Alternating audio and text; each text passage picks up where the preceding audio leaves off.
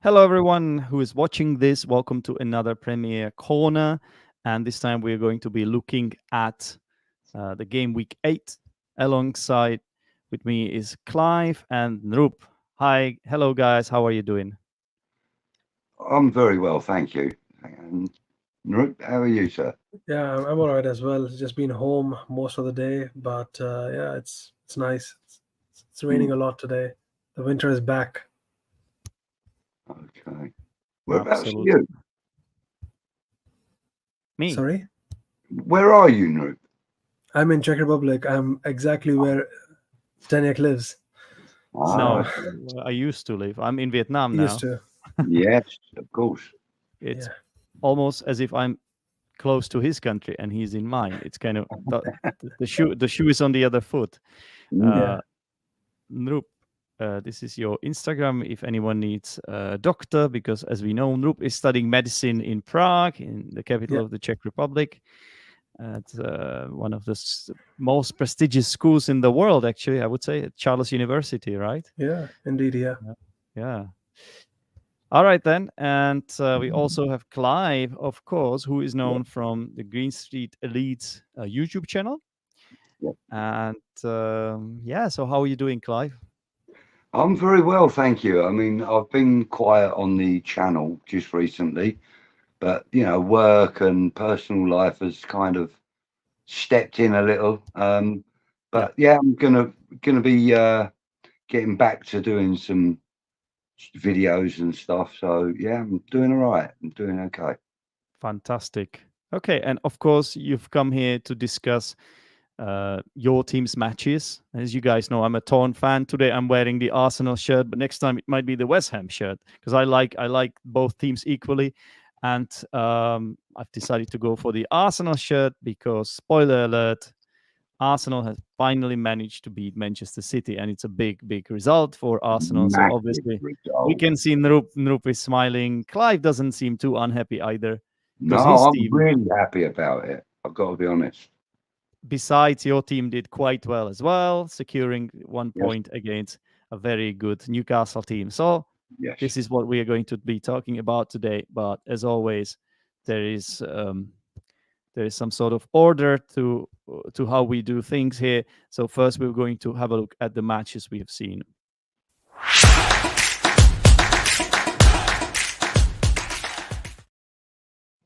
All right, who would like to go first? I Well, can if you want. I don't mind. we go for it then. Okay, thank you.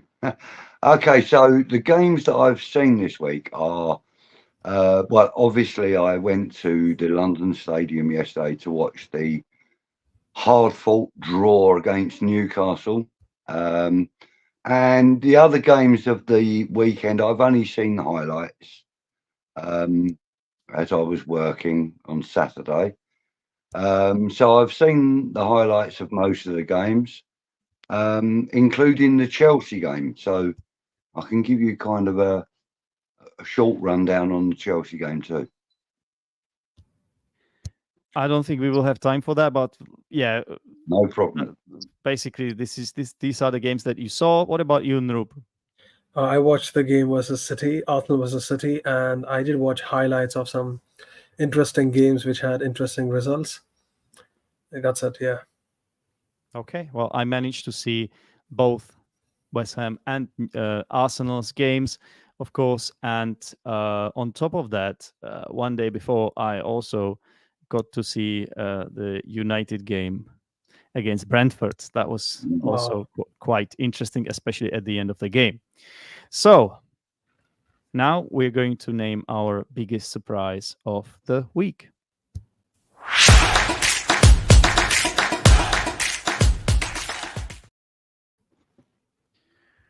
Okay, again, I'm going to ask you who would like to go first. Nope, you go first this time, sir. Right. For me, it has to be Manchester United versus Brentford. I did not expect United, the current United, to score two goals during the last minute, last few seconds of the game. Like that was a big surprise to me. Mm. Really? So are you referring to the result as such, or just the sort of the turnaround that they managed to pull off at the end of the game? Well, I mean, I would say mainly the last thing, but that defines the result. So, yeah, it is the whole game basically. Mm. Hmm. Hmm. Okay. What about you, Clive? Okay, well, the biggest surprise of the week for me is that VAR has got no better.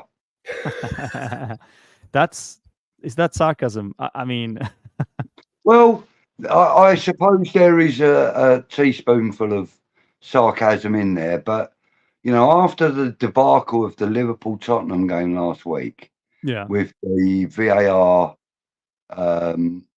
shenanigans, I think we should say.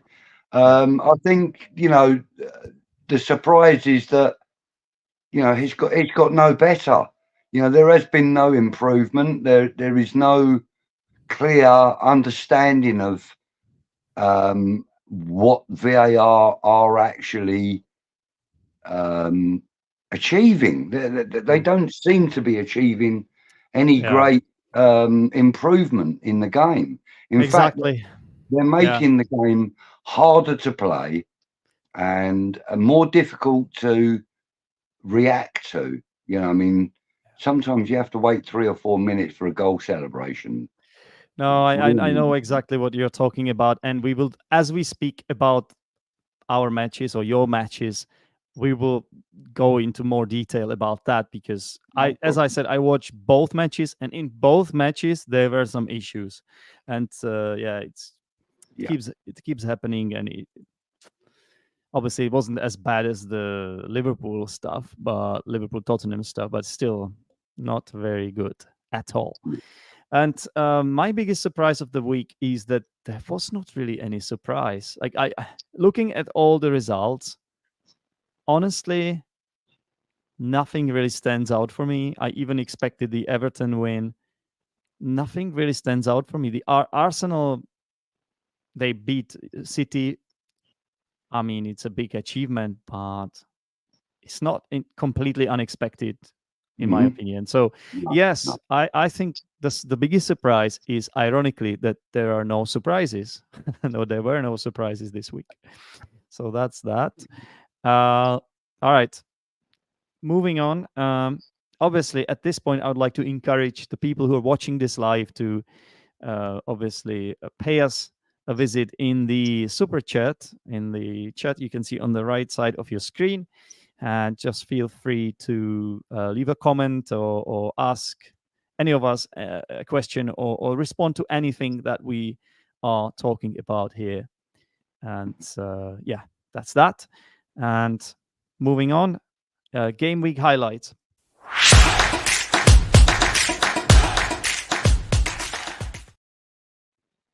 Okay, let's do this in the chronological order, meaning that we have to talk about West Ham first. And obviously, you played against Newcastle, who Yeah. have been on fire recently, especially because they've managed to beat PSG, Paris Saint-Germain, 4-1. in a massive victory. There was a massive victory and a huge result for them. So, what do you make of the Newcastle game, Clive? Well, I was very surprised at the PSG result for them during the week, but very happy for them because it's their first time in the Champions League, I believe, ever. But they may have had short spells in it before. I'm not 100% sure. As I'm not a Newcastle fan, I don't really follow the history and the statistics very often. But they had a massive, as you said, a massive result against PSG during the week. And I have to be honest, I was expecting them to completely overrun West Ham, outplay us, outmaneuver us. The tactics I was expecting to be far better. And I suppose, that also comes into, surprise of the week that also that Newcastle really didn't have an answer for us in the first half. You know, I felt that we controlled the game. We had a lot of the possession. And when we didn't have possession, we were playing the zonal game very, very effectively. So the result wasn't exactly a major surprise to me because I felt that we deserved at least a draw. Yeah. Well, they got better in the second half. Yeah, we could say it was a game of two halves in a way, right? Certainly was. It certainly was. Because Newcastle, they sort of something changed in halftime, and West Ham were no longer dominant. I wouldn't say they were dominant, but let's say they were the better team in the first half. Yeah. I think that's a fair statement. But in the second half, it was more of the Newcastle pulling the strings, in my opinion. Indeed. And West Ham came out, and until the substitutions in the 78th minute, I think it was, until that point, we looked blunt. You know, we didn't have any sharp edges at all in the second half. We were very fortunate that the players that we had available on our bench were able to influence and change the trajectory of the game, you know. So, you know, very lucky. I think it was a very lucky result for us. Having said that, it was hard fought, and I think we deserved it. Yep. Well, Noop, as a neutral in this case, is this the kind of result you would expect, you would have hoped for, or how do you see it yourself? I mean, personally, I was really, before the game, I thought like Newcastle have got this. Like they might go over like a 1-0, 2-0 win, most likely. But then you have to remember that this season Newcastle hasn't had a good record in the Premier League. Like they have been a bit shaky, let's say. And the results you can see from the standings at the moment. Like West Ham, they are ahead of Newcastle. Newcastle are like what, 8th or 9th in the table. I think they are a mid-table team as of now. Yeah. So they haven't had a great run. And yeah, like I saw the highlights, and it looked like after every goal, the team that was trailing were better than the team that was leading, and that's what happened basically most of the game. So I wouldn't say it was a game of an equal half. It was just a nice high intense game from both sides. Yeah. But yeah. Okay, that's fair. So, of course, one of the players that really made a huge impact in that game, Clive, was Mohamed Kudus. I would say the biggest signing of the season. It was like you could say that James Ward-Prowse has been that, but in terms of maybe the potential that player has, coming from Ajax, Mohamed Kudus, a Ghanaian international. He scored a cracking goal to equalize. Very strong finish. So, what do you make of him then? Well, look, it's quite commonly known that West Ham have a very, very exciting player in Lucas Paquetá, and that he would probably rate on most people's list as an 8.5 or better in most game weeks. Mohamed Kudus has come in and equaled, if not bettered, Paquetá's performances. You know, when he's had his opportunity, he's taken them with both hands, and he's shown us that he's worth the value of the transfer fee that we put up for him, which was around 40 million, I believe. 40 or 45 million. Yet it doesn't seem that he's being played that much in the Premier League. Of course, but you understand that. Well, you have to understand that David Moyes, our manager, is meticulous when it comes to Premiership games. he likes them to have Premiership experience, and if they don't have it when he brings a player in, he likes to introduce them gradually in certain games that would help them to develop their the word I'm looking for is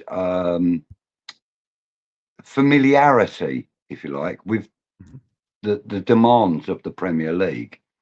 Now, as a Ajax player, I would imagine he was in a lot of high intensity games because the Dutch Eredivisie is a very, very hard league to play in. So he would have had quite a lot of experience with high intensity games, but it's still not on a par with the Premier League. You know, if you were to rate them out of 10, I would say the Dutch league would probably be 7 or better, whereas the Premier League is generally a 9 or better. You know, in the game's intensity, the speed that is played at, the type of tactics that are employed. That's fair. And, you know, David Moyes is one of these managers that insists on introducing players gradually. I mean, it took him a good 8 or 10 games before he started introducing Saeed Benrahma 2 or 3 years ago. You know, and we were all wondering, why would we pay this money for an attacking player and not play him? But then when you see the development that they go through at the club, which is something that really only a West Ham fan would experience in any way, shape, or form, like on YouTube, etc. You see the development of the player over a period of time. And David Moyes is very clever. He knows when to instill a player, when to install a player into the team and stuff. You know, and you know, so far I've been very, very critical of David Moyes' tactics in the past, but you have to accept that he knows what he's doing. And Mohamed Kudus is an exceptional player in the Eredivisie, but in the Premier League, he's a great player. He still has to make the name for himself. And Noop, Noop, would you say that Arteta is a bit different in this? If you think of his sort of managerial style when it comes to what we call bedding players in. So would you say that Arteta is more willing to throw them at the deep end, throw them in at the deep end right away, rather than what Moyes does, which is, let's say, a more conservative style? Yeah. I wouldn't say so. I wouldn't say so because if you look at our current squad, we have got young players like Emil Smith Rowe, who was supposed to be the face of the England youth, and of course there are many more other players. I mean, Martinelli at the beginning of his career, Reece Nelson and Ketia, they all have been young. They all are still young, but like, let's say they all are a year or two older, younger than Kudus. And the way Arteta uses players, I think it's more about the mentality. It's more about how the player adapts to his playing style. And in case of Kudus, I would rather think I haven't heard much from him. I've only seen his performances or read about his performances from his Ajax days, and of course his impact that he has had whenever he's subbed on for West Ham. So yeah, like if I was Arteta, I would just think of how he would be useful for me in my playing style, and rather I wouldn't really push him into like starting 11 or make him play 90 minutes. I think that's similar to what Pep would do, I think. Yeah, I agree. But a lot of West Ham fans really wanted to see him in the starting 11 from the beginning, from the get-go. I have been watching a few channels and they all wanted him in. because usually it's this factor when you sort of get a new signing, which is expensive and exciting and often technically gifted player, someone who would excite crowds. Yeah, so that's the fans just want to see that player naturally. Yes. Uh, I I call would that say, peer pressure. from what I heard, is that when he was at Ajax, it was kind of similar. He didn't play from the beginning.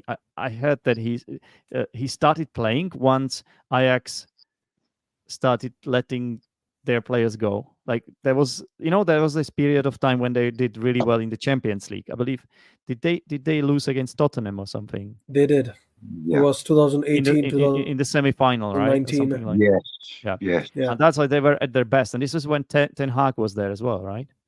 Correct. yeah. Yeah. So, and then I think, if I correct me if I'm wrong, but this is sort of when Mohamed Kudus was around, but he didn't play much.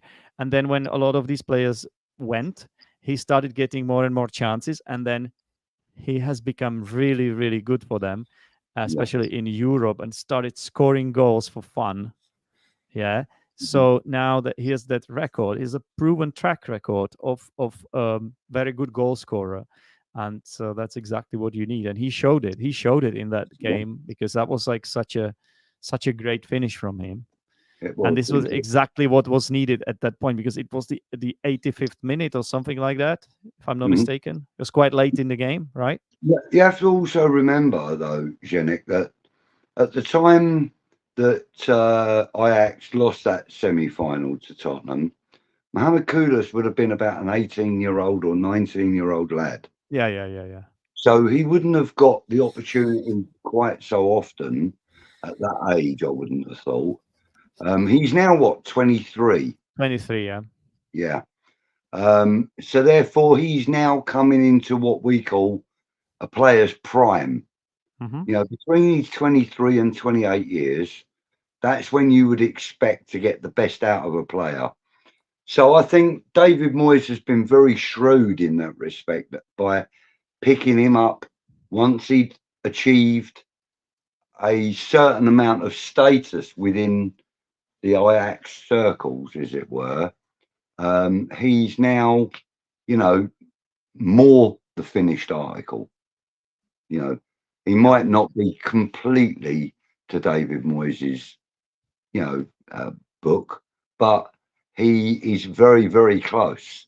And David Moyes has shown a small amount of confidence in him by putting him up against Newcastle United. I mean, it's okay. They haven't done great this season. They've done reasonably well, but they haven't done great. But they are still a team that every team in the Premier League has trepidation about playing. You know, we all have a certain amount of, I wouldn't call it fear, I would call it a healthy respect, but they're not a team that you enjoy playing, because you know that they can grind out a result, or they can absolutely destroy you like they did Paris Saint-Germain in the week, you know. So Mohamed Kudus is being brought in gradually to suit the Premier League. You know, I think he wants more of a Premier League player out of him than he does like a cup player. It does look to me, Clive, as if he is already ahead in the pecking order, ahead of Benrahma and Fornell. So it looks like, okay, he is not starting games, because I think there's a set 11 players that Moyes goes for at this point. Yeah. And unless somebody gets injured, it's really hard for him to get in. But he would be the first one to be brought on, which is not the worst position either, is it? Especially since you also play in so many competitions. You are again in Europa League, and of course you are in the cup. By the way, the League Cup. Yeah, the next game in the League Cup is going to be West Ham Arsenal. It is, of course, yes.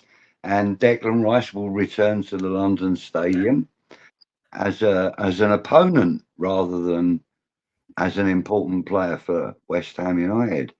I'd like to ask you both a question. Do you feel Yeah. that Declan Rice has given you his money's worth? You know, do you think his valuation was a fair one? I think this is for Nrup because we need to let him speak as well. Oh yeah. I think yeah, for sure. I mean, many people they forget that on paper, yes, Arsenal are looking great, but after looking at Arsenal for the 90 minutes, you have to understand that whenever we had a poor game or whenever we scraped a win, it was always Declan Rice who was connecting the defense and attack. He always brought the team together, and you have to realize that his position is a defensive midfielder or a midfielder at top. So, like, he's not someone that you can, stat pad and be like, okay, he can score 10 goals, 10 assists a season, and okay, yeah, he's worth 130 million. No, he's something like Busquets or Iniesta, something like that, who can change the game, who can really.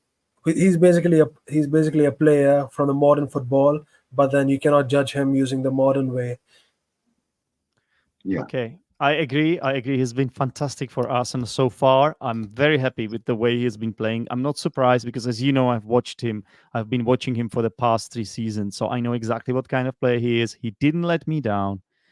Maybe in the preseason, I thought maybe he would make impact quicker. But then once the Premier League started, it was the good old Declan Rice, in my opinion, just in a different shirt.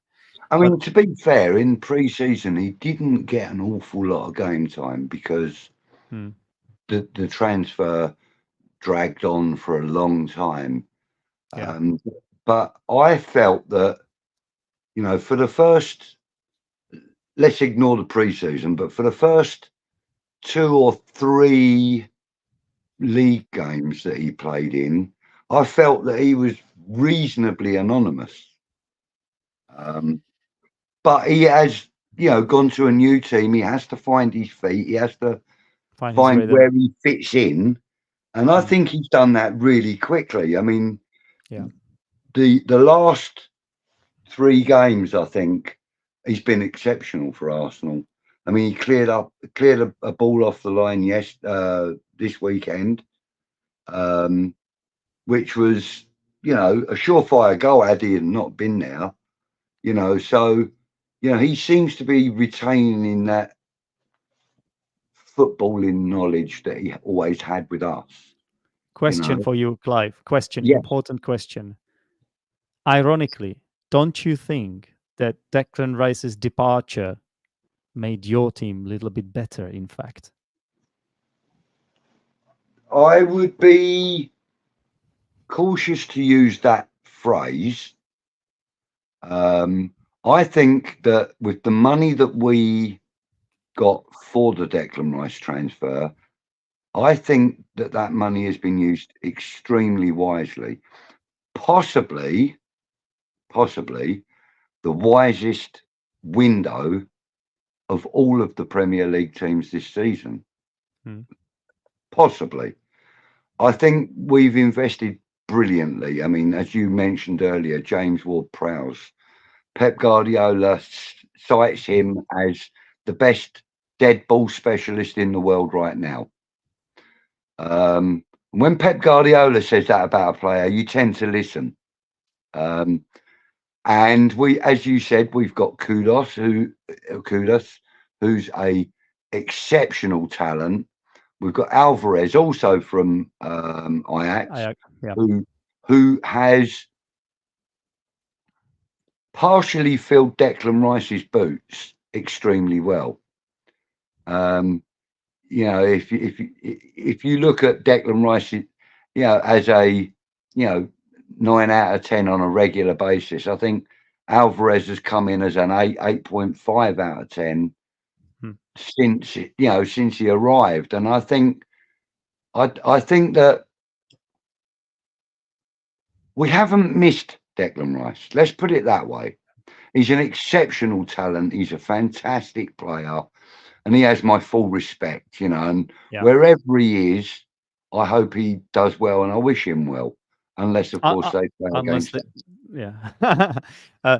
Well, of course, I have to ask you. You know where I come from, Czech Mhm. Republic. I have to ask you about Souček. Yeah, we haven't Yeah. really had a chance to spoke about this player Okay.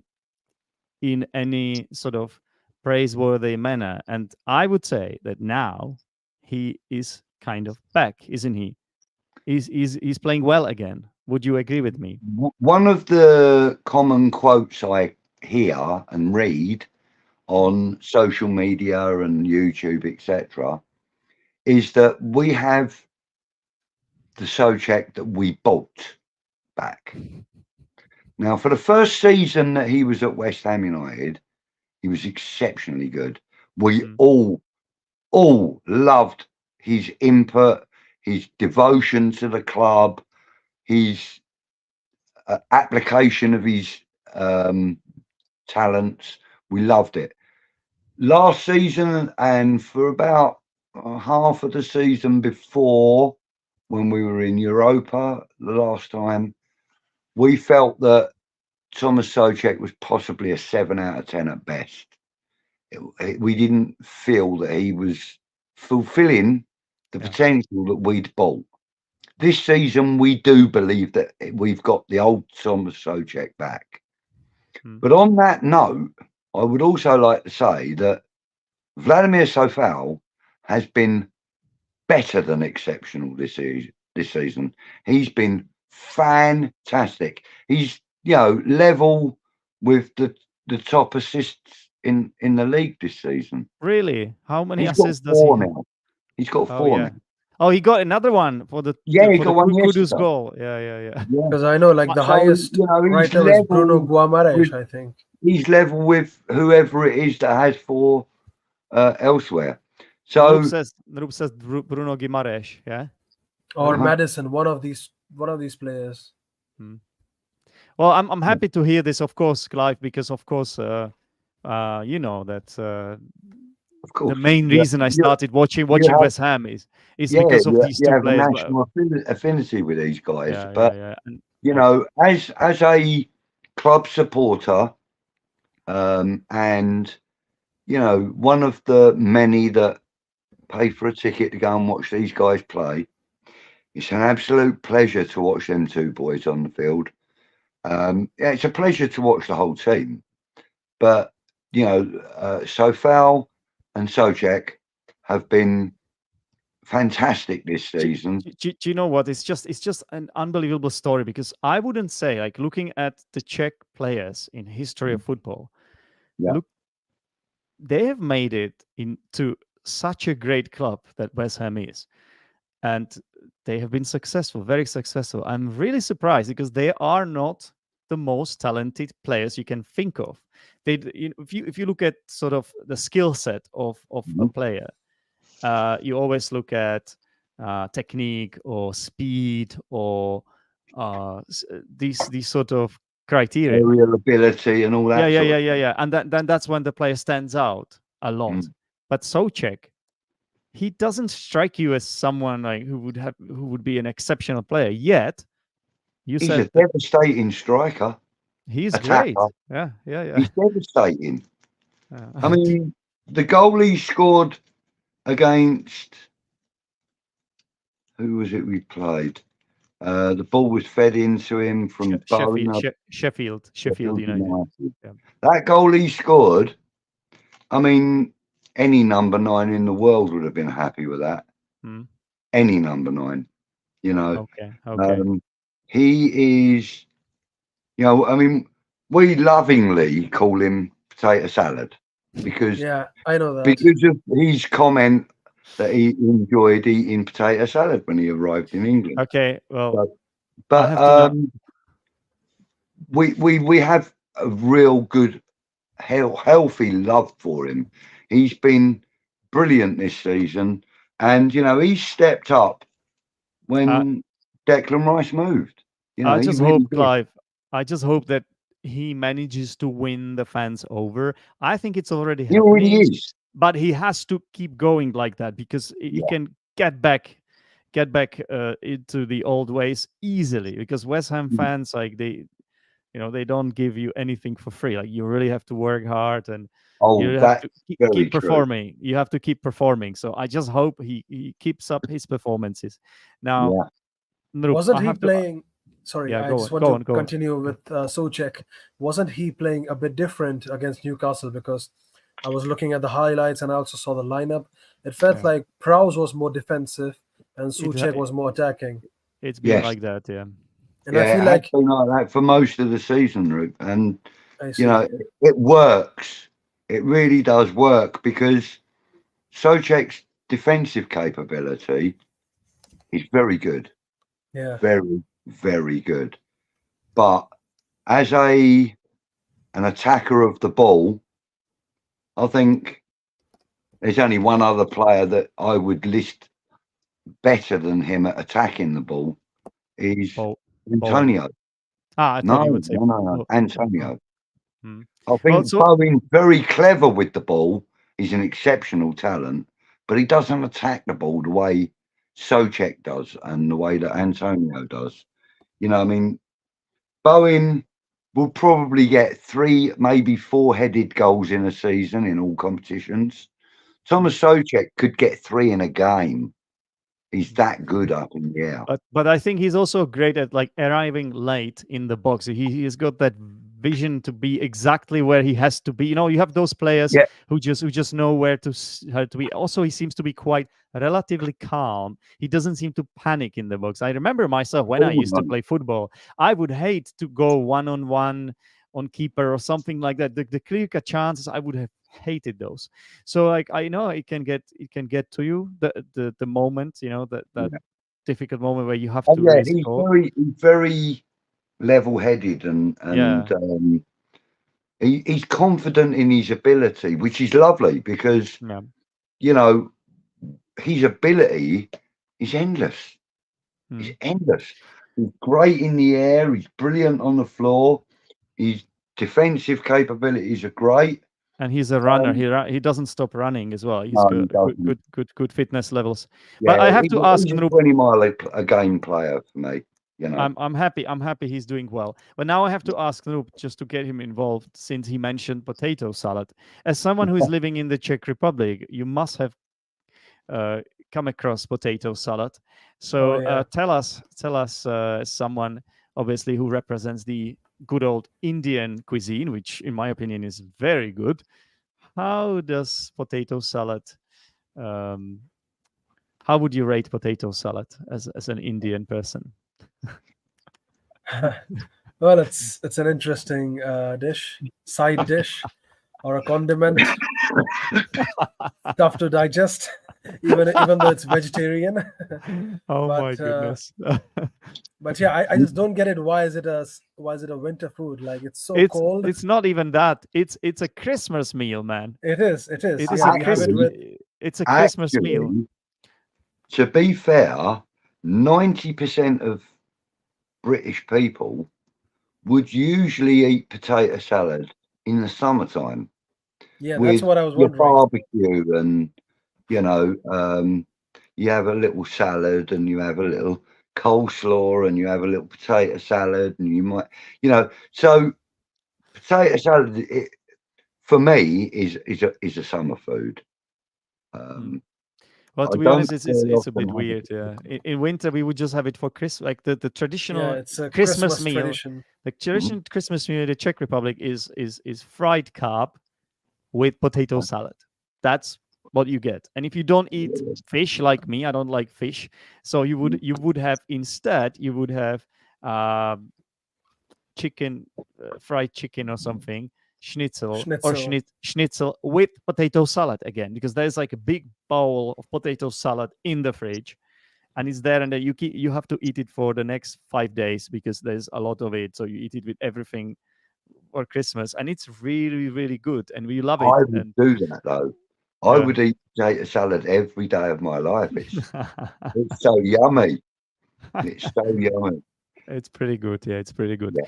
Okay, we have to start talking about Arsenal now, right? So, Let's do Noop, that. what a win! I was watching it yesterday. I don't normally go to a pub. I usually 8 years. watch game in Vietnam. I watch them on my laptop.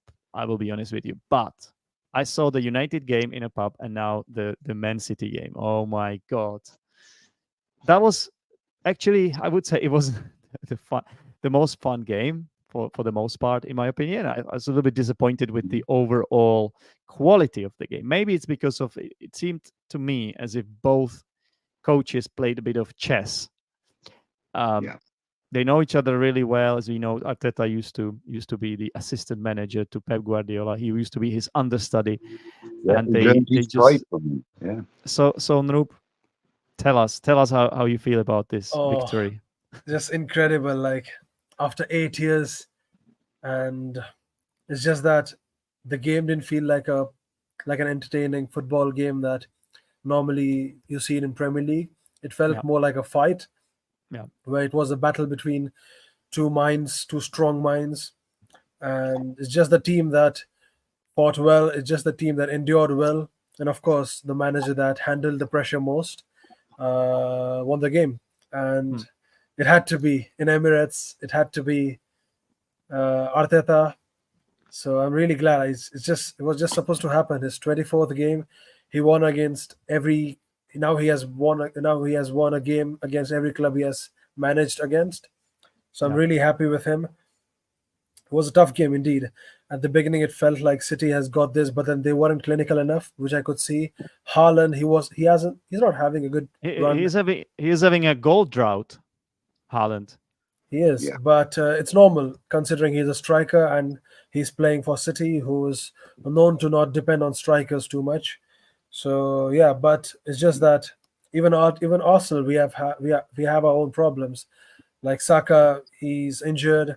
Martinelli wasn't playing until the second half, and we have lost a couple key players like Partey, Yeah, and Raya is playing for the fourth game in a row. He's been a controversial character in my opinion so far. And also at the beginning of the game, he had a really nervous moment, I must say. Like, and yeah, yeah, yeah. that moment, I was like, okay, I don't want him. I was trusting him all this time, and after that moment, I was like, okay, look, he's gonna cost us big Yeah, time. it seemed very sloppy from him. Basically, there was a situation, when one of the defenders passed him ball, and then you expect the goalkeeper. He's quite a good ball playing goalkeeper. Yeah, he has confidence, and he has that ability as well.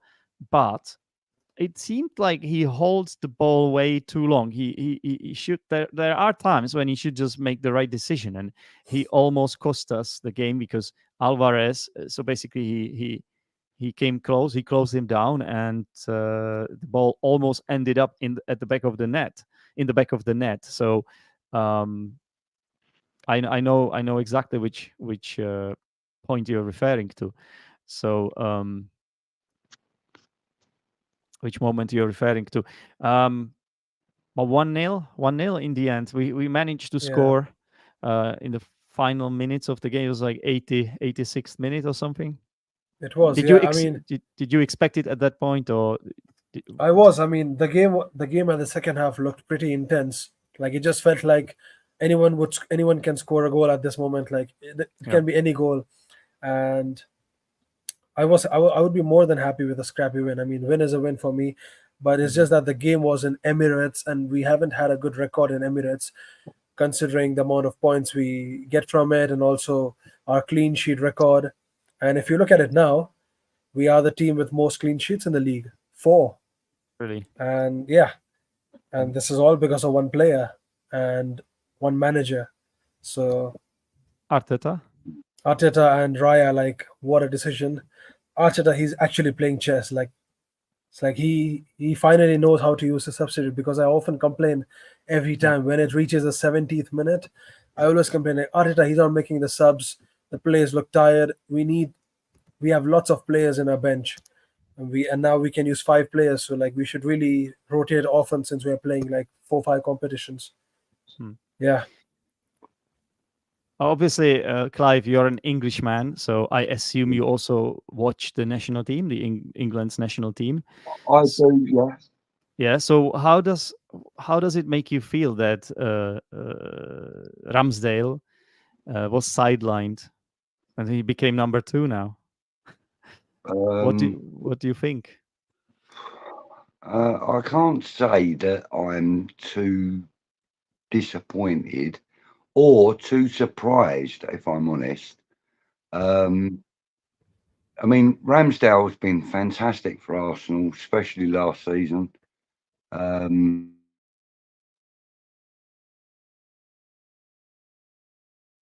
I think we lost Clive. It looks like it's Clive. Yeah. All Yeah. right. Well, would you be able to finish Clive's sentence? Uh, Clive said Ramsdale has been fantastic or something like that, right? yeah, he was. I mean, he has been fantastic, but Mm. I think as an English fan, not many have had any opinion for him because it was always Pickford. Pickford has Mm. always been their go-to choice, and I Uh, don't get I it. mean, Like, to be honest, I do get it.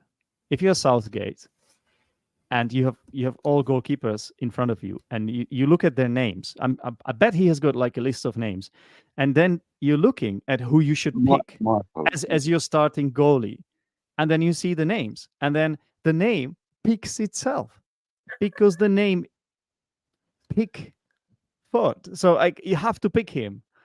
You No, have to. I don't agree. I don't agree. I think that a player, regardless of who he plays for, if he's going to be picked for the national squad, whichever national squad that may be, I think that they should be picked on form, not by their names. Now, a lot of English fans are very upset with Gareth Southgate at the moment because he seems to have a handful of favourites that he will pick and Yeah. play, Yeah. and they're not even getting game time with their clubs. Harry He's- Maguire being a case in point. Yeah. well, Mason Mount, if you remember, he used to be his favorite guy at one Yeah, point. yeah. But you know, as far as the England squad are concerned, I think personally, I think it's time for a management change. Yeah, Gareth Southgate has been fantastic, and he's achieved a lot with the England squad. But I think he's achieved all he can. Mm-hmm. it's been 2 I World think, Cups. Fair enough. yeah, Fair enough. and failed at both. Mm. You Okay. know, And I mean, yeah, I don't mean to be too critical because, as I said, you know, 2 World Cups and a European competition, we've done very well in the last 3 major competitions for the national teams. We've done very well in them all, but I think that's as far as Gareth Southgate can take us. I really do. Mm. You know, a similar thing. You know, we spoke earlier on about Tottenham getting to the Champions League final with Mauricio Pochettino as the manager, and I believe, and I think he believed, that was as far as he could go. I don't think he had the confidence to revisit that competition to win it. I don't think he was. I don't think he believed that he could do it. And I think Gareth Southgate also has a certain amount of Limiting beliefs. limiting belief. Yes, Mm-hmm. and I That's think interesting. I think we need an absolute winner as the England manager. Mm. And, you know, okay, somebody like, I mean, okay, I know he's too old Jose now, but Jose Mourinho. How about Jose Mourinho? no, you see, now he is a serial winner, but he's also a serial whinger. And, you It know, also starts with W. Come what on. we need is positivity and progression with our England squad. I mean, Okay. we've Well. progressed really well in the last 5 years, but I think there's more to come, you know. Okay then. And, Okay. you know, James Ward-Prowse not being included is a mistake, in my opinion. And, you know, there are other players that I could mention, you know, Phil Foden, for example. Why doesn't he get a start every time? I mean, that boy's electric, you know, but he keeps picking Harry Kane. And Harry Kane's got this record, but you also have to remember that we are playing a lot more lower ranked teams these days than we did back in the days of, you know, Gary Lineker and Alan Shearer and people like that. We're playing a lot more dead rubbers. There's a phrase that we used before, Yeah. Janet. You know, we're playing a lot more of them because, you know, like people like Monaco and Azerbaijan and teams like that. They're so low ranked teams. Yeah. It's not difficult to score 4 or 5 goals against them. Yeah, You know, especially if you're Harry and Kane. and if you're Harry Kane and you're in the middle of the pitch, you're going to get 2 or 3, aren't you? You know, but fair play to him. You know, fair play to him. He is a record holder, and for that, I tip my hat. But I think we need more dynamic players up front. I mean, okay, yeah, I could put a very good case forward for Jared Bowen. He's just had his second call up. Hopefully, he'll get used. But you know, I think Callum Wilson, Ollie Watkins. These are players that should be getting the call up. Yeah, not Harry For sure. Kane. yeah. I think Okay. Harry Kane, has passed his sell-by date with England. Yeah, to be let's fair.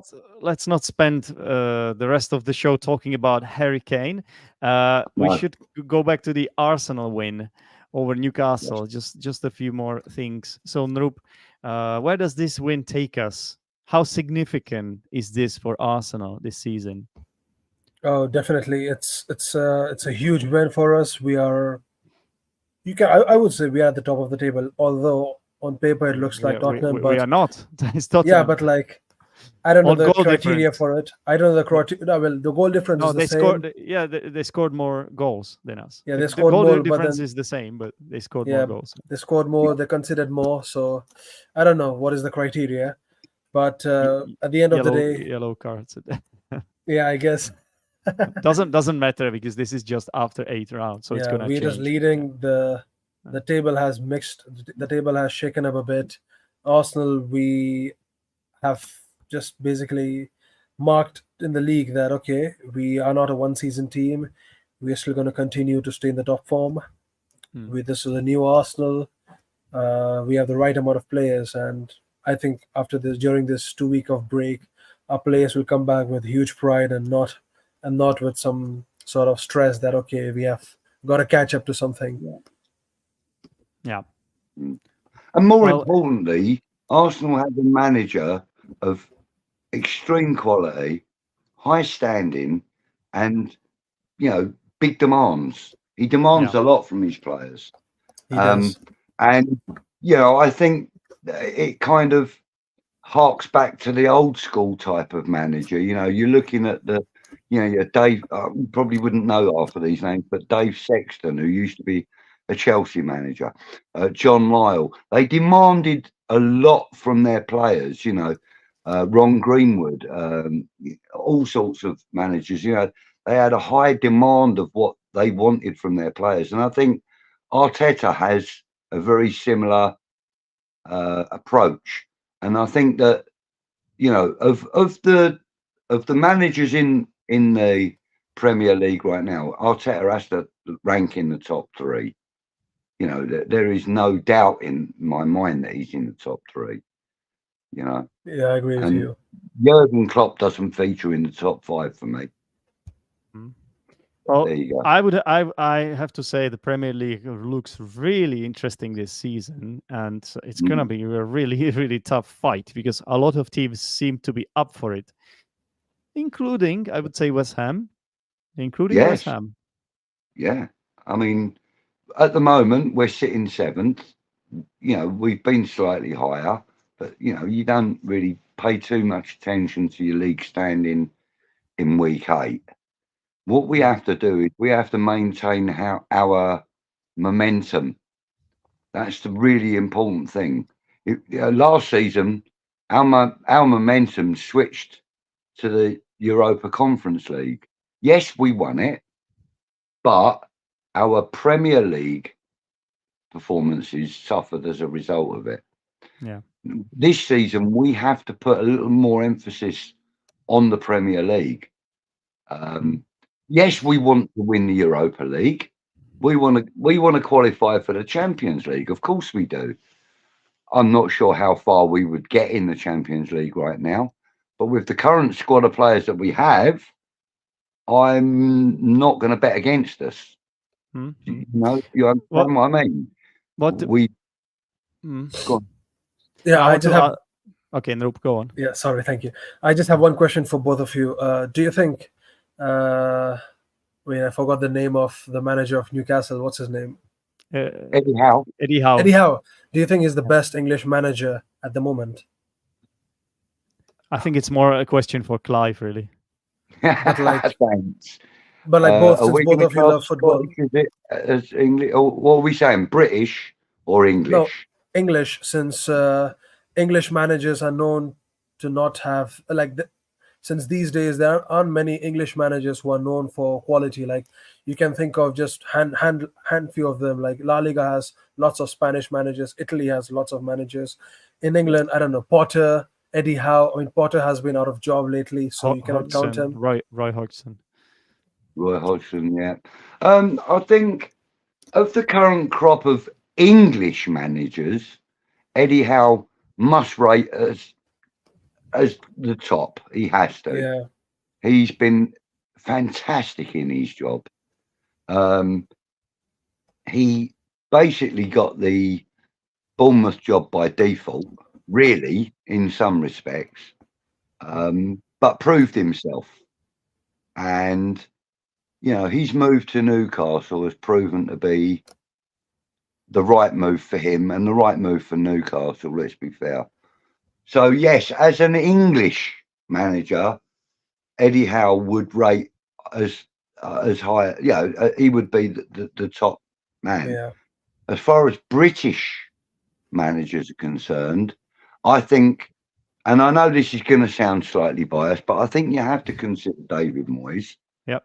In 3 seasons, he's had 3 seasons of European football with a club that many people would believe don't deserve to be there for many reasons, you know, not least of all our Premier League performances in every 2 or 3 seasons. You know, we've got a reputation of being, you know, cannon fodder for the, you know, relegation in quite a few of the seasons that we've been in the Premier League, and we have been relegated from the Premier League. But 10 years ago, that was Man City also, and now everybody, and I would think even you guys would have to agree that Man City are probably the best club team in the world right now. You know, I know as an Arsenal fan, you're going to be, No, you know, no, no, no, not really. I'm you know, thinking, are they really? I'm thinking. well, they are, aren't they? Well, they They were are. definitely last season. At the end yeah. of the Last last season they were season, definitely, they but you won have to the look at Real Champions League. Madrid. You have But to look right at other now, clubs. Like Yeah. you have got some I mean, really but you've strong also got to teams. remember that West Ham got a draw against Man City last season. yeah, I'm just Yeah, I not know. sure it's happening right now. But it could just be a blip, or they just need more time to, you know, sort of start I mean, you've got to remember they've firing lost on some all very cylinders important again. players. Gundogan, for example. Yeah. No, they lost lots of players. Like they lost Gundogan, they lost what's his name, Eric Garcia. They lost Riyad Mahrez. They lost what's his name. You guys have got David Silva and what's his name? Was injured. Got injured, right? Zinchenko. Zinchenko. Yeah. You I mean mean, Gabriel Jesus? Gabriel Jesus. Gabriel Jesus. Jesus. Sorry, Yeah. Jesus. Yeah. And Zinchenko. I mean, 2 fantastic players. And now Arsenal have them with Declan Rice, with, you know, Martinelli and Yeah. oh my gosh. I mean, it's and frightening. It's frightening the squad that you're building. I think they are in decline, City, and it's inevitable. They have the best manager in the world, but I think part of this is the fact that they are being investigated. There are serious allegations of breaches of the financial fair play rule, and Yeah. they wouldn't have released it last season if it weren't true. And it's like 80 different accusations or something. So I think there's going to be a follow up to that. and Yeah. it's gonna be quite Which hopefully will, intense, yeah, you know. yeah, So which hopefully will interfere with them trying to get Lucas Paquetá as well. well, the first time it interfered was when Lucas Paqueta. Well, we already talked about his betting Yeah. allegations. All right, guys, we've been talking for a long time because I think interesting things to discuss here today. But we have to really do our heroes and villains of the week quickly. Let's Yeah? do So let's do go. that. So let's start with the heroes of the week.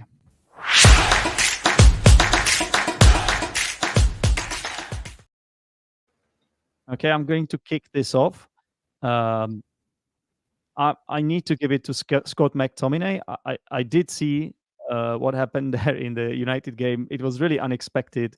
In the last 5 minutes, I believe it was, Scott McTominay was brought on as a late substitute, and then he turned the game around. He scored 2 great goals with a lot of determination. A player that is really being underused by Erik ten Hag. A player that is better than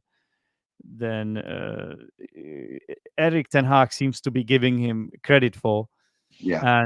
And he has been playing really well for Scotland, for the Scottish national team. Yet Erik ten Hag isn't starting him, which is surprising.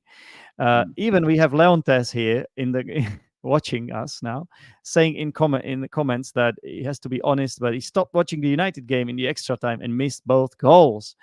So you see, even Leontes didn't trust Scott McTominay in that moment. But 2 goals, 2 late goals. I mean, who else can get the hero of the week from me than him? Clive, who is your hero of the week? Okay. My hero of the week is Vladimir Sufal. Really? Yes, it is. Wow. Oh, you're gonna be invited next time again, man. You said exactly the right thing.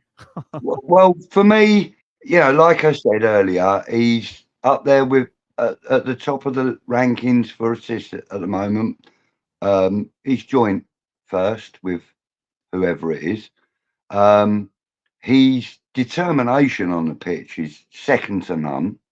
I don't think that we have a more determined player in our squad than him to prove himself, because he has come under a bit of scrutiny recently. And he's shown that he is the player that we all hoped he would be. So yeah, my hero of the week, Vladimir Sufal. I'm a little bit surprised. So it's my second surprise of the week, I have to say. Nope. For me, it has to be Gabriel Martinelli. It's because he was the one who got us the winner after 8 years. It was a historical moment. Yeah. And he came from his long-term injury that he had, came from the second, didn't play the first half, and he just had an instant impact. Was it marked down as Martinelli goal, or wasn't it an own goal? No, it wasn't, because it was on target and it was just off the deflection. So yeah, it was a wicked deflection, though. You have to. You have to admit that. Yeah. From Ake. Okay then. So let's move on to our villains of the week.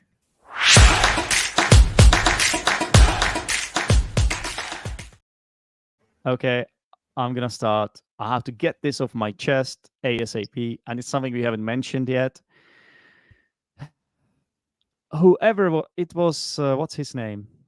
The referee, basically, from the Arsenal game. He's the famous referee. What's his name? I forgot his name. Michael Oliver. Michael Oliver, normally an excellent referee, but the way he dealt with Kovacic, oh my God, he gave him like second, third, fourth chance. That shouldn't have happened. And even VAR should have overturned it. But I think they have too much respect for Oliver because he is a great referee. Yeah. But the way Kovacic tackled the first foul, which he gave yellow, and then it was checked by VAR, it looked like red to me. And I am biased, but that was just such a nasty tackle. Was it on Odegaard, or who was the victim? It was on Odegaard. It was on Rice. No, Rice was after that. So first Oh, it was Odegaard. That should have been a red. Okay. And even if that wasn't a red, a few minutes after that, there was an absolutely, you don't have a clearer yellow card offense than what he did to Declan Rice there. He did It not was, even touch the ball in both the tackles. Like, and I it was just from don't the know. back. I don't understand how he didn't get sent off. I really Yeah. don't. Kovacic for me, it's not even Kovacic. My villain of the week isn't Kovacic. It's the referee, Mark Oliver. yeah. Michael or Mark? Michael? Michael Oliver. Oliver. Michael, yeah. Yeah. Hmm. All right. Well, my rant is over. Over to you, Nrup. Oh, I have the same villain of the week as for the first time. It has Yep. to be the ref. Like, I just don't understand how come it didn't go to VAR. The same incident happened twice, and even Pep Guardiola, even he looked shocked. Like, okay, I just don't understand. And Really? I think, yeah, I saw his reactions. He just kept quiet as if like, I just don't know. As if It felt he like knew. as if he knew, like, because I remember, I think couple days before this game, Michael Oliver, he was in UAE managing a team, sorry, refereeing a team that is owned by the same group. So, I mean, conspiracy theories aside, it's just like it's not feeling good. VR is Mhm. not at all doing good. Like, FIFA needs to do something about this because Yeah. VAR was introduced in 2019 World Cup, 2018, sorry.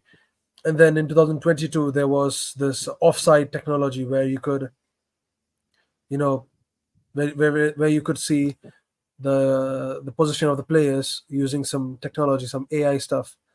And I just don't understand, like, none of that be impli how can none of that be amplified in this game? Like, Im- you're in the Premier League. Yeah. Mhm. Okay. Well, we have the same villain of the week. I wonder if Clive has the same villain of the week, but I would hazard to guess that it's going to be a different referee. It certainly is. And I've been looking for the guy's name and I can't find it anywhere. Right. He's not a very experienced Premier League referee by all accounts. But yeah, the referee that officiated the West Ham Newcastle game, even the crowd, and not just the West Ham crowd, the Newcastle crowd also were singing that he wasn't fit to be a referee. His decision making was poor, slow, inaccurate, and also I would say it favoured Newcastle more than it did West Ham. Yeah. Okay, I'm not going to go into a Jurgen Klopp type rant about it, but what I will say is that the guy hasn't achieved the standards that is required for a Premier League game. I believe that he was a little overawed in the position that he was in, and he made some very poor decisions. Yeah. But as I said, you know that he couldn't have been expected to do much more.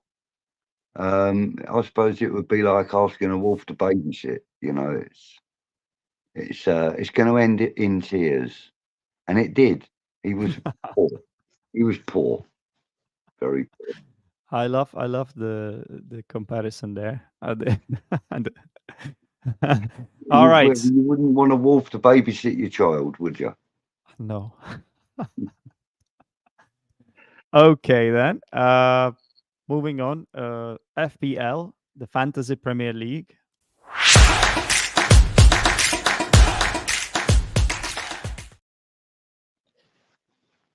Right. This is the table of the Premier Corner mini league of the Fantasy Premier League, which you all can join if you're watching this.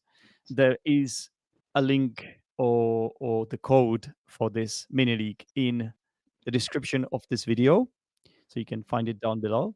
And as we can see, Narup is still Oh, in top. really? He's still there and thereabouts. Nope. What Oh, start to the season? I have Honestly, no idea. you have been flying after the disaster of the previous season, which was your first season, I believe. Well, I'm learning from You Arteta. learned from your mistakes, and now you are flying. I have Amazing, no idea. amazing, Wow, that's amazing insane. position to be in, third place. Cheers, man. Yeah. I did have to wild card, and it paid off. Although I kind of expected more from it, especially this round. 50 points, as you can see, it's not the worst.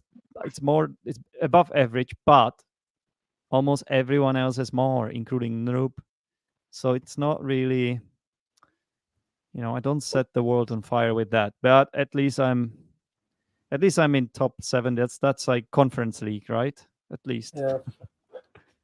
Well, yeah. Let's Fair hope. enough. Let's hope I managed to turn it around. I And then must we be have somewhere near the bottom. got Budgie, which is Clive, with 49 points.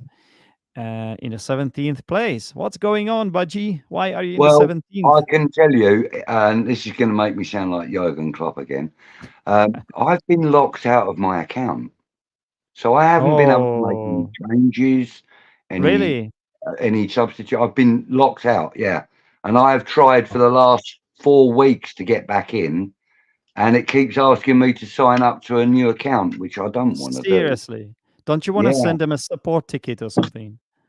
yeah. I'm not very happy about it, but I mean, this happened to me last season for about 8 weeks. Really?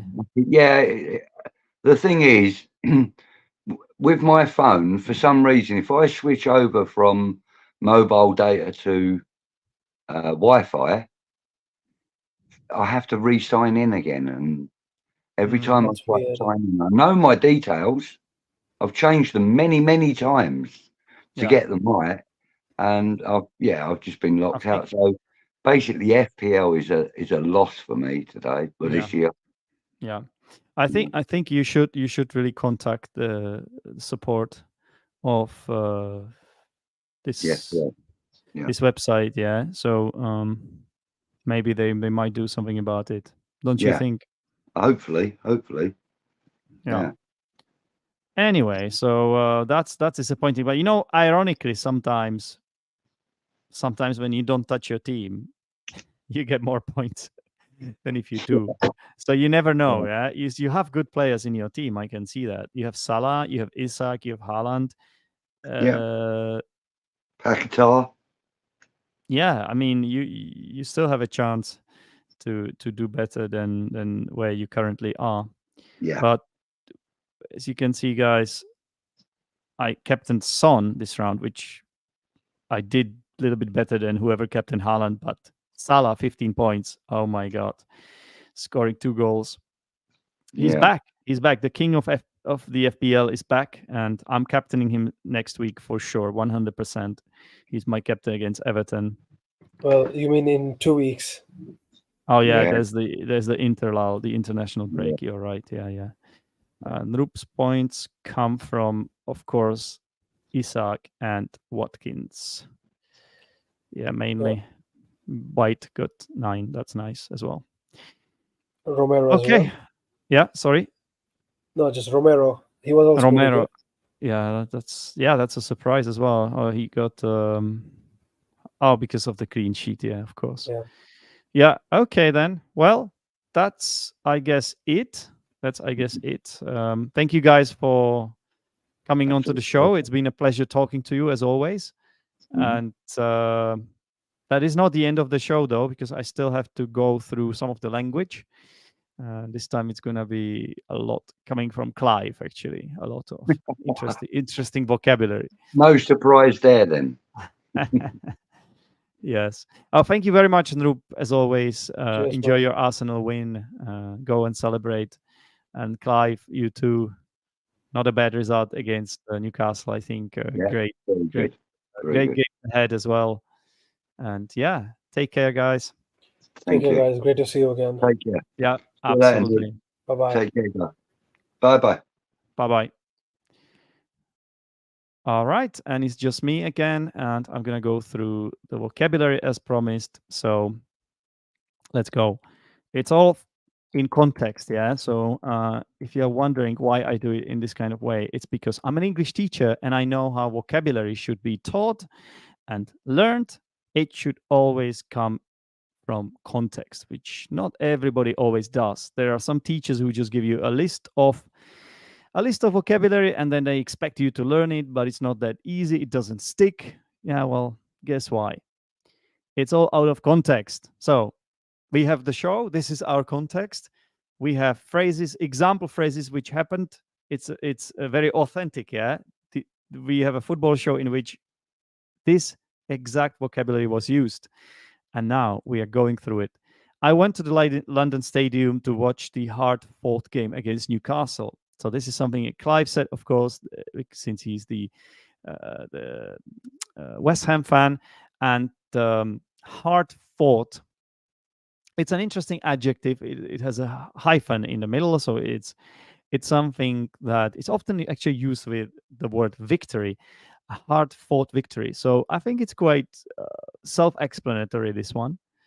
You basically fight very hard in that game.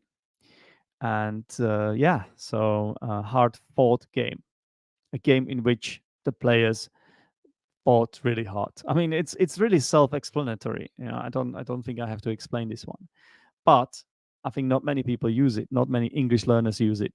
So that's why I decided to include it in this list of words that I'm going through. I asked Clive, what do you make of the Newcastle game?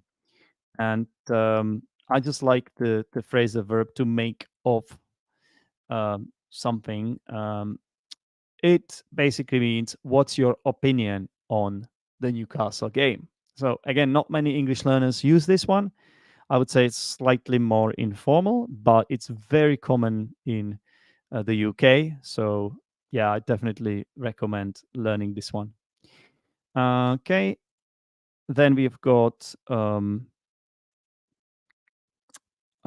this. Okay, Clive was talking about the Newcastle game, and he said, until that point, we looked blunt. And the point was the moment when David Moyes decided to bring on some substitute players. So until that moment, until the moment when he brought in new players, West Ham looked blunt. Blunt, you know, it's a word used when you're referring to a knife. Let's say knife can be sharp. When a knife is sharp, it cuts very well, right? But when it's blunt, that's the exact opposite. That's when it's not this, what do you call it? The blade is not smooth. Yeah, it's blunt, so it doesn't cut well, and you need to sharpen it. And you can use this as a word referring to someone's performance. Let's say the way a team is playing. If they look blunt, you know, they look like they don't have any weapons, right? They look like they are not going to score anytime soon. They look like nothing is going to happen. Nothing is going to come off for that team, right? So yeah, that's that. We were fortunate to have players on bench who changed the trajectory of the game. So another interesting sentence there coming from Clive, referring to the West Ham game against Newcastle. We were fortunate to have players. Fortunate means lucky. We were lucky to have players on bench who changed the trajectory of the game. Trajectory means the way the game went, basically. Yeah? Trajectory is like the path, the pathway. Yeah. Obviously, every game has a certain trajectory. Yeah? It's a certain way the game goes. And it goes either more to the left or more to the right or in the middle. And West Ham were lucky to have impact players on the bench who managed to change the trajectory of the game. That's it, basically. Yeah. Okay. David Moyes is meticulous. Okay. Meticulous when it comes to players who don't have Premiership experience. So we were talking about Mohamed Kudus there, and Clive said that David Moyes is very meticulous. Very meticulous. So meticulous. So this case, basically, he's very sort of precise, very careful when it comes to choosing his starting 11. He has a lot of attention, gives a lot of attention to detail. Like when someone is meticulous, they are very careful. Like basically, almost over analyzing things, and sometimes that's a good thing, but other times it may not be, right? Yeah. Okay. That's not up to me to basically judge, but anyway, another sentence about David Moyes. David Moyes has been very shrewd in that respect. Don't know exactly what we were talking about. Doesn't matter at all because we're just looking at the adjectives shrewd, which kind of means like smart, really. You could be shrewd with money. That's a common phrase, right? So if you're shrewd, you are basically able to judge a situation accurately and turn it to your advantage. So you're kind of like almost like streetwise smart, right? Yeah, it's just sort of a synonym for the word smart, really. But it's like more like it. I think it emphasizes the practical aspect of it rather than anything else. Like you show basically demonstrate sharp judgment in practical matters. Yeah, you're able to compromise. I think it's to do with, often it's used when you're talking about money, as I said. Yeah.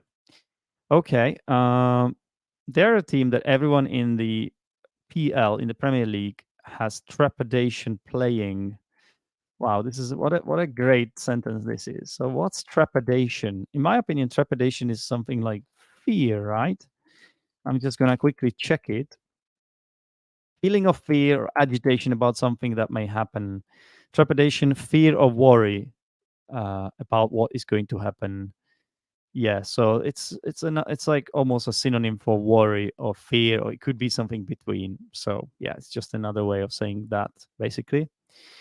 Okay, Pep Guardiola cites the best dead ball specialists right now. Cites James Ward-Prowse, I believe that was what Clive said. Sorry, I'm just gonna put it on screen in a second. Here we go.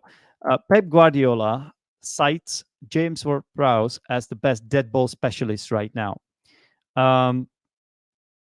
Cites means quotes. He speaks about James Ward-Prowse as the best dead ball specialist. So, what's a dead ball specialist? Specialist is someone who's an expert at something, and in this case, he's an expert at dead balls. And dead balls are basically situations when the ball isn't moving. So we're talking about corner kicks, free kicks.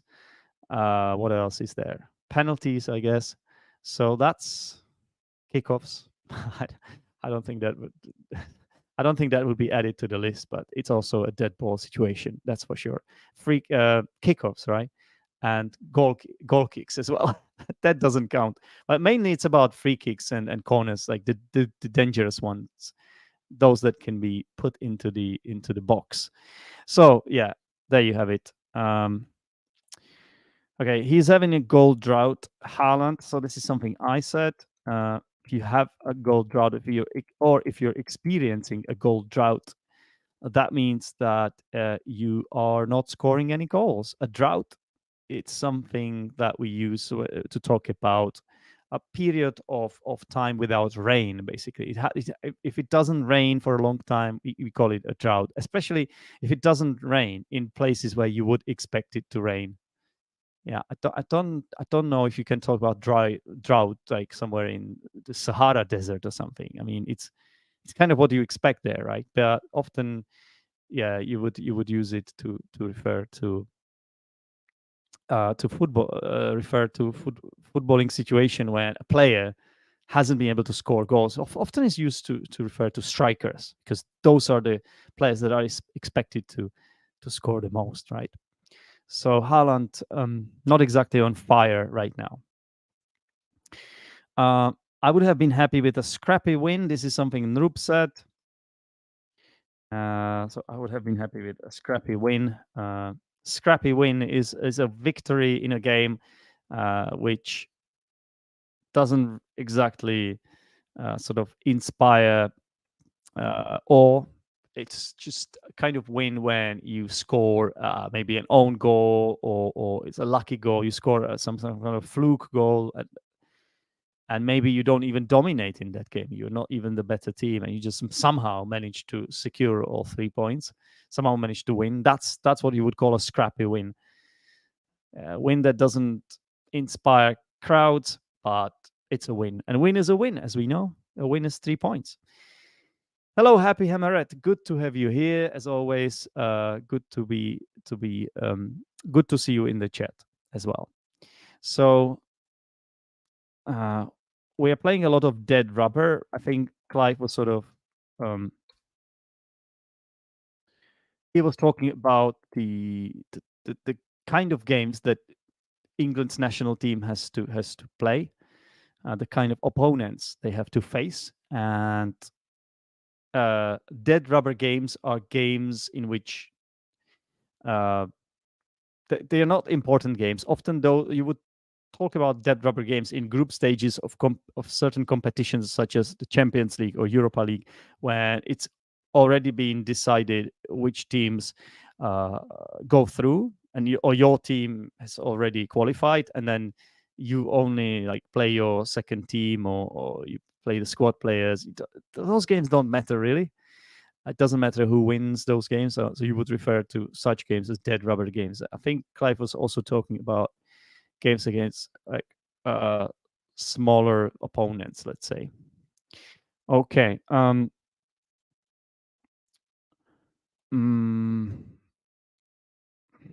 Do you think, guys, that it's enough?